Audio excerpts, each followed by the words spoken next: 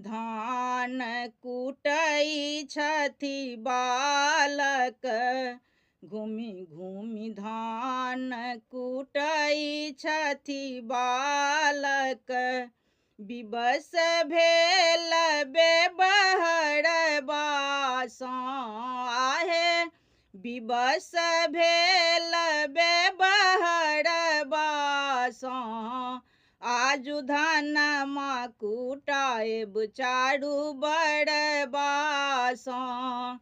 आजु धानमा कुटाएब चारू बरबा सँ। 14 भुवन ई अनका बन्है छथि। 14 भुवन ई अनका बन्है छथि। आझिउ बन्हियौन काँच